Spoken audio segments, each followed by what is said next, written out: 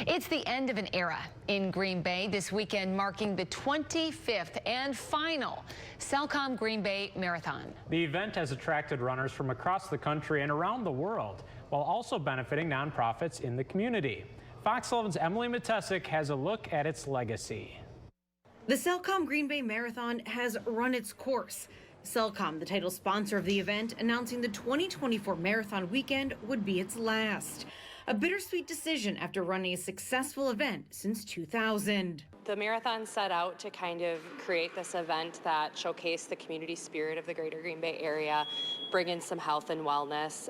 It ended up having a really nice economic boost with how many people traveled to the area, and it gave back to charities, which was a huge part. The more than 4,000 runners taking part in the events this weekend will only add to that legacy. We've given back $1.7 million to local charities over the last 24 years. Obviously, we have this weekend coming up, and we plan to give back after this year's event as well. Included in the runners are 21 people who have run every marathon or half marathon since its inception. This was the first year at Lambeau. Yes, very cool. Jill Walsh and Terry Charles are two of those runners. I don't remember, it must have been a cold or rainy year. Oh yeah. It was like the first time I ever actually saw you at the race. These legends, as they're called, reminiscing about the past 25 years. There are far more decorated runners than I am as far as speed and how many marathons or how many races, but to stick with something though for 25 years and to carve out that weekend, it is pretty cool, and we're far and few between. So if there's anything I can hang my hat on in my lifetime, I can say I did every single Cellcom marathon. Walsh was only 20 when she ran her first Cellcom. It's pretty neat. It's something I'm really proud of, honestly, because it took me to do it. I mean, it wasn't part of a team or anything, but it's been a really cool, interesting experience to look back at all of them and how it changed over the years. As Walsh and Charles prepare for their last Cellcom, it was mixed feelings. It was mixed feelings that, yeah, this is probably going to be my last half marathon, but also mixed feelings that it's going to be my last half marathon. They're cherishing the miles and memories made, recognizing how special their accomplishments and the event have been. It's done a lot of good things for the community. Having to be able to do it with a lot of friends, you know, like yourself. Michelle Melby ran my first marathon with me. She was part of it. And just seeing people come to running and be part of this community event has been really cool. In Green Bay, Emily Matesic, Fox 11 News. Race weekend events kicked off today with packet pickup, and the races start at 7 a.m. on Sunday. The community is encouraged to come out and cheer for the runners. The marathon kicks off at Mike McCarthy Way near the Packers practice complex. It circles through the west side before taking a trip over the Mason Street Bridge. Runners travel into De Pere before making their way back to Mike McCarthy Way. For the half marathon, runners get a similar route, just minus the visit to the east side. We have a link to all the race routes and marathon info at our website in this story. The last one, is this sort of bittersweet? What is the feeling as you head into this weekend? Yeah, it is very bittersweet. So the Cellcom Green Bay Marathon has been a part of this community for 25 years, and the legacy is just amazing. I mean, we've had runners from across the world. We've had volunteers in the thousands come out every year, and just the community support has been incredible. So it's definitely bittersweet to say goodbye. You say, is it run its course? Is that how you say it, I guess? I mean, yeah, in a sense. So the marathon set out to kind of create this event that showcased the community spirit of the greater Green Bay area, bring in some health and wellness.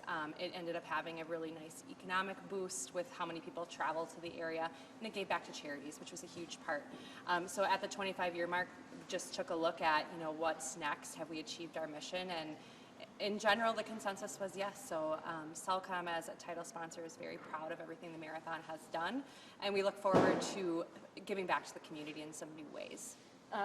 Yeah, you said over the years, do you have a number how much you have donating back to the community and the economic impact it has had? So for charities, we've given back $1.7 million to local charities over the last 24 years. Obviously, we have this weekend coming up, and we plan to give back after this year's event as well.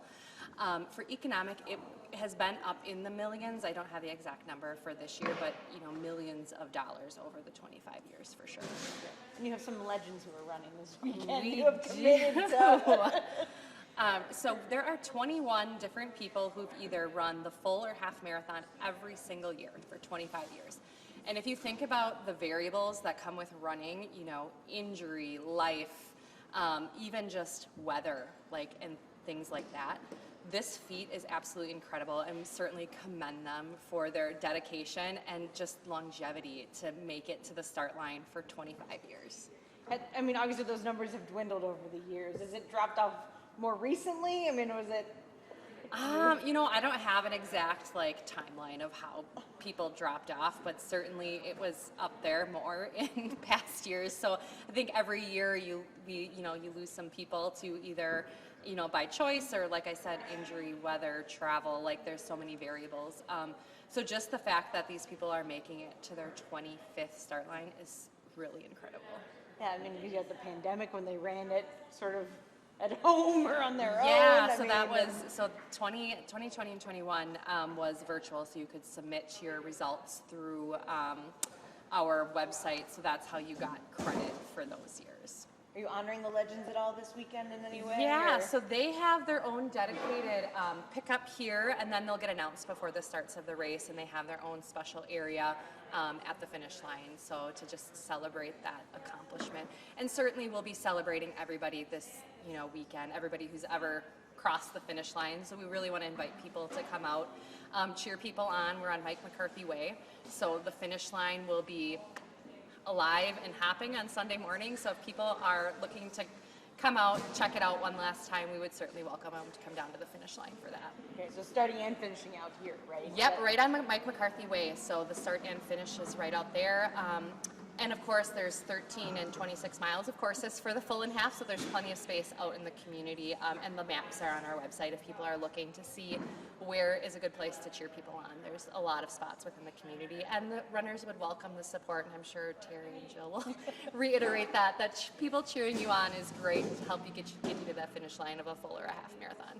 Yeah. Did you see, after you announced that this was going to be the last one, did you see an increase in number of runners, how many you have running this year?